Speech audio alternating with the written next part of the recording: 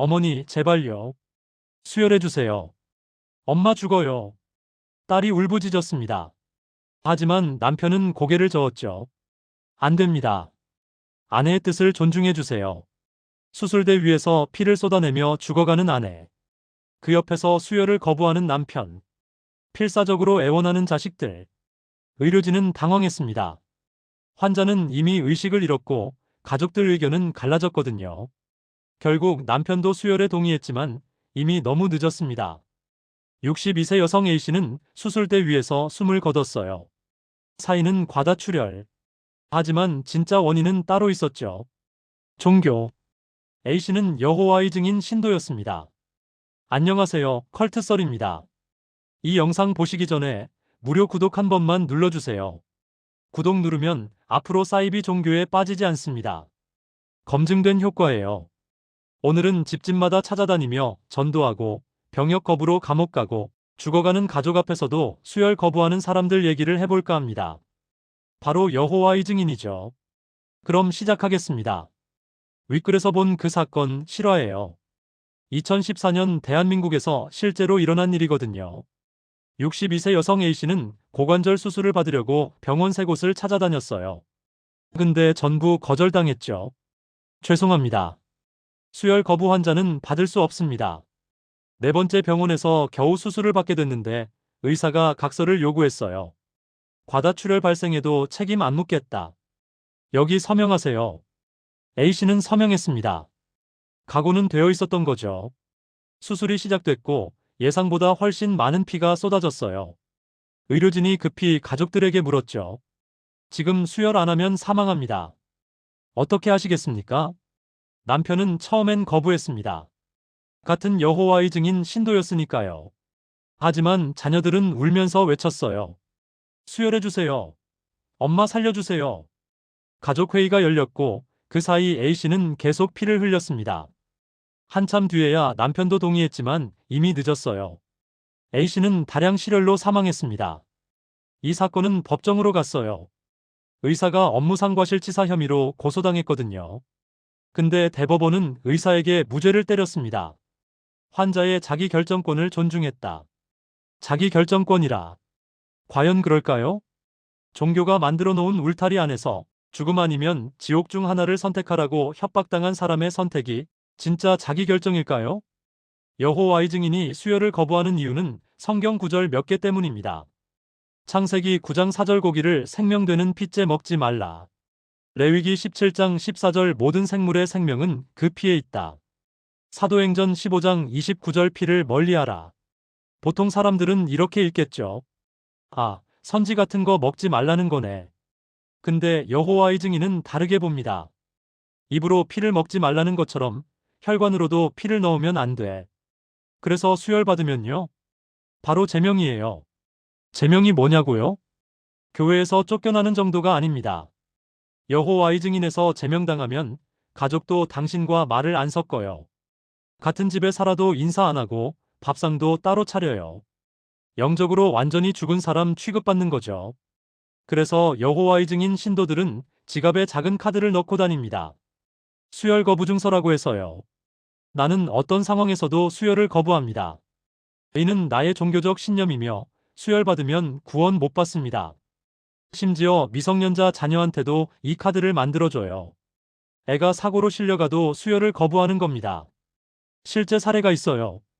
2018년 오스트리아에서 일어난 일인데요. 여호와의 증인 부부가 갓 태어난 아들 시몬의 수혈을 거부했습니다. 아기는 혈액 부적합병을 앓고 있었고 임신 중에 간단한 시술만 하면 치료됐어요. 근데 부부는 완강히 거부했죠. 의사들이 법적 대응하겠다고 위협해도 소용없었어요. 부부는 성경 구절을 줄줄 외우며 버텼고 아기 시몬은 태어난 지 11일 만에 죽었습니다. 빈의 성서신학자 야곱 크레머 교수는 이렇게 비난했어요. 성경이 언제 쓰였는지 어떤 맥락인지도 모르면서 문구만 따다가 아이를 죽였다. 근데 여호와의 증인은 이렇게 반박합니다. 우리는 무수혈 수술 기술을 발전시켰다. 수혈 없이도 수술 가능하다. 네, 일부 수술은 가능하죠. 근데 일부예요. 과다출혈 발생하면요. 무수혈로는 못 살려요. 그냥 죽는 겁니다.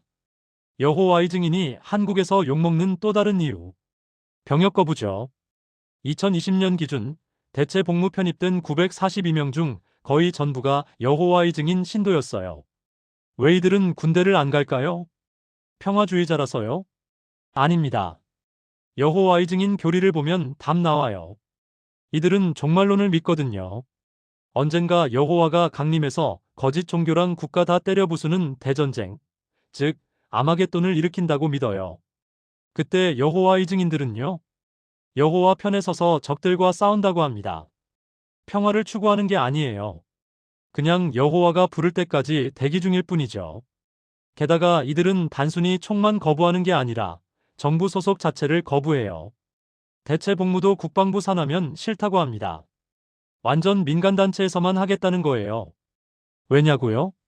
정부는 사탄의 체제니까요. 물론 여호와의 증인 측은 부인합니다. 우리는 정부 권위 존중한다고 하죠. 근데 병역 이행하면 어떻게 되냐고요? 바로 제명이에요. 그리고 제명당하면 가족관계도 끊깁니다.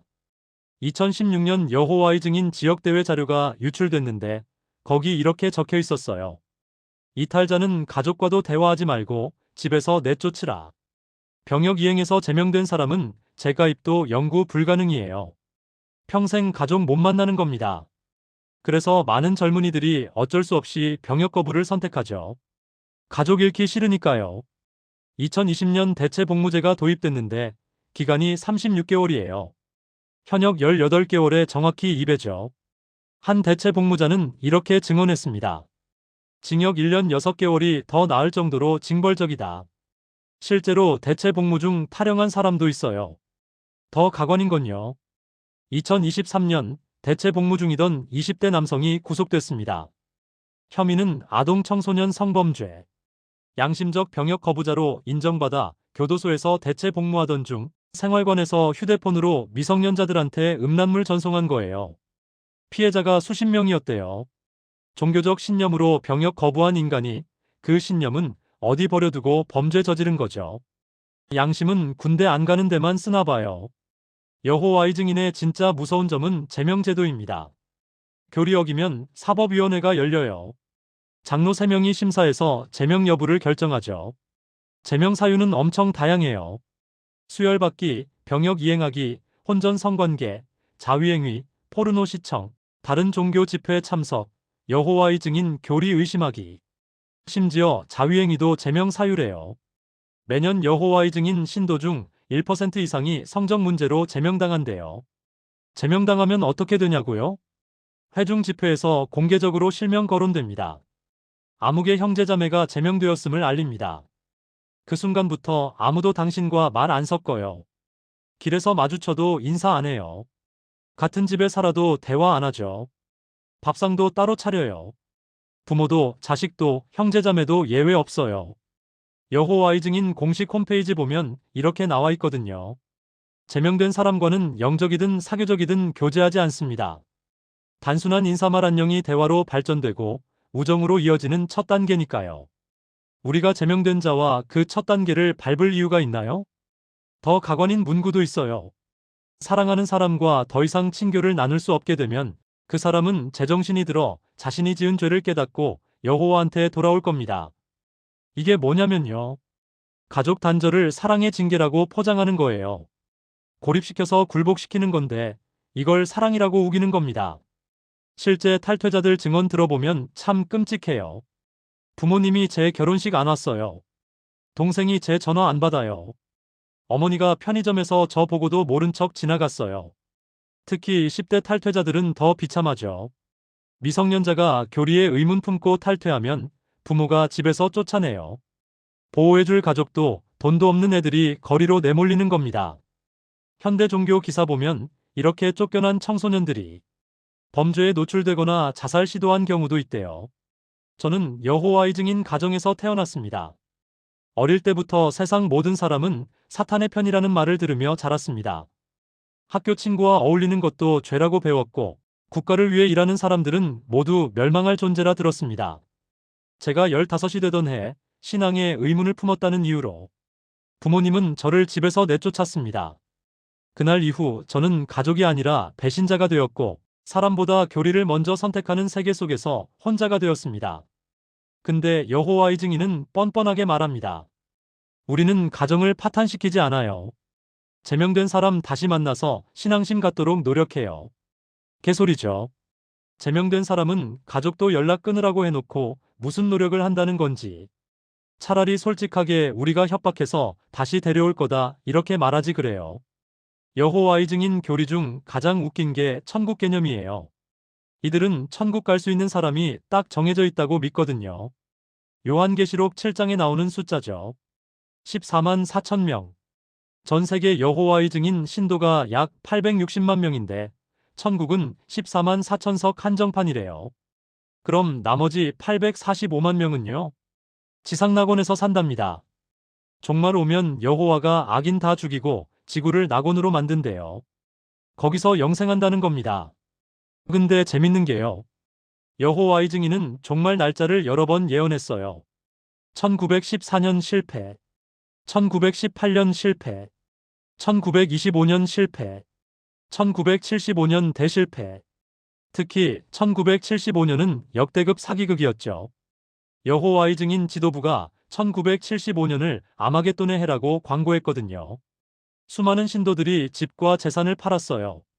어차피 종말 온다는데 돈이 무슨 소용이냐면서요. 근데 1975년이 지나가도 아무 일도 안 일어났습니다. 지도부는 이렇게 발뺌했죠. 우리가 정확한 날짜 말한 적 없다. 신도들이 오해했다. 빼도 박도 못할 증거가 있는데도 뻔뻔하게 부인한 거예요. 수많은 신도들이 배신감에 탈퇴했지만 조직은 사과 한마디 없었습니다. 그러니까 종말론은 일종의 낚시죠. 곧 온다. 곧 온다 하면서 신도들 긴장 상태로 묶어두는 겁니다. 여호와의 증인은 오랫동안 유엔을 사탄의 조직이라고 욕했어요. 요한계시록에 나오는 짐승이 바로 유엔이라고 가르쳤죠. 그런데 2001년 충격적인 사실이 폭로됐습니다. 여호와의 증인 본부 워치타워 협회가 1992년부터 2001년까지 유엔 홍보부 정식 회원이었다는 거예요. 10년 동안이나요. 유엔 홍보부 회원 되려면 유엔 헌장 지지하고 유엔 활동 홍보해야 돼요. 즉, 신도들한테는 유엔은 사탄이라고 가르치면서 뒤로는 유엔이랑 손잡고 있었던 겁니다. 영국 가디언지가 이걸 폭로하자 여호와의 증인 본부는 황급히 회원 자격 철회했어요. 변명은 이랬죠. 도서관 이용하려고 가입한 거다. 근데 유엔 측이 팩폭 날렸습니다. 도서관 이용에 회원 자격 필요 없는데요. 신도들은 분노했지만 조직은 침묵으로 일관했죠. 유엔은 사탄인데 사탄 도서관은 이용하고 싶었나 봐요. 아니면 적을 알아야 이긴다고 생각한 건가요? 어느 쪽이든 위선이죠. 2018년 미국 언론 리빌이 폭로했습니다. 여호와의 증인 조직 내에서 수십 년간 아동 성범죄가 은폐돼 왔다고요. 리빌 조사 결과 여호와의 증인 본부는 아동 성범죄 가해자 명단을 비밀 데이터베이스에 보관하고 있었어요. 그 수가 수만 명이래요. 근데 이 범죄자들이 처벌 안 받았다는 게 문제죠. 여호와의 증인에는 두 증인 규칙이 있거든요. 신명기 19장 15절에 근거한 교리예요. 한 증인으로만 정죄하지 말고 두세 증인의 입으로 확증해라. 즉, 성범죄 피해자가 신고해도 다른 목격자 없으면 인정 안 하는 겁니다. 당연히 아동 성범죄는 은밀하게 일어나니까 목격자 없죠. 그래서 가해자는 처벌 안 받고 피해자만 침묵 강요당해요. 더 끔찍한 건요. 피해자가 외부 경찰에 신고하면 오히려 피해자가 제명당한대요. 조직 명예훼손했다는 이유로요. 한국에서도 비슷한 사건이 있었어요. 2023년 여호와의 증인 간부가 신도 여성을 상습 성폭행한 혐의로 구속됐거든요. 피해자는 10년 넘게 고통받았지만 조직은 묵인했대요. 자위행위는 제명시키면서 아동 성범죄는 두 증인 없다고 덮어주는 게 여호와의 증인입니다. 참 신기한 우선순위죠. 여기까지 들으면 이런 생각 들 거예요. 그럼 왜 사람들이 계속 믿어? 답은 간단해요. 공포 때문이죠. 여호와의 증인 교리 보면 조직 떠나면 구원 못 받아요. 종말 와서 아마겟돈 시작되면 여호와의 증인만 살아남아요. 나머지는 전부 불타 죽는데요.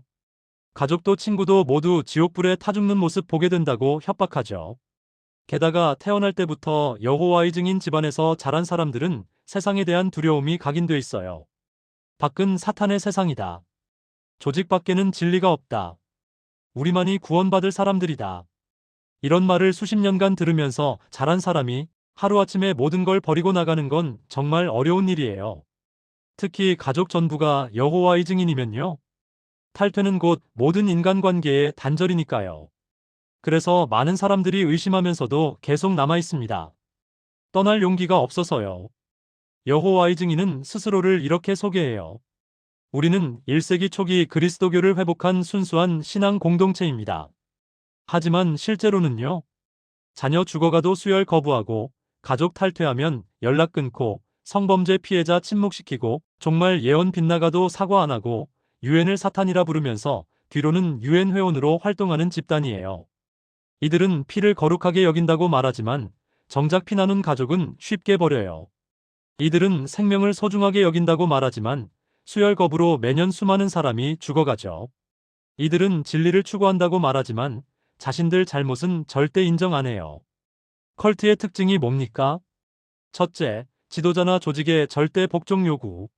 둘째, 외부와의 단절 강요. 셋째, 비판적 사고 허용 안함. 넷째, 탈퇴자 처벌. 여호와의 증인은 이 모든 조건을 완벽하게 충족합니다. 혹시 이 영상 보는 분 중에 여호와의 증인 신도이거나 가족이 신도인 분 계신가요? 한 가지만 기억해 주세요. 진정한 신앙은 두려움이 아니라 사랑에서 나와요. 당신을 고립시키고 위협하고 가족과 단절시키는 건 사랑이 아니에요. 그건 통제죠. 여러분의 생명은 어떤 교리보다 소중해요. 여러분의 가족은 어떤 조직보다 중요하고요. 피보다 진한 건 교리가 아니라 진짜 사랑입니다. 당신은 어떤 교리를 믿고 있습니까? 그리고 그 교리는 당신을 살리고 있습니까? 오늘 컬트썰은 여기까지예요. 이 영상이 도움됐다면 구독과 좋아요, 알림 설정 부탁드려요. 다음에 더 충격적인 이야기로 찾아뵙겠습니다. 감사합니다.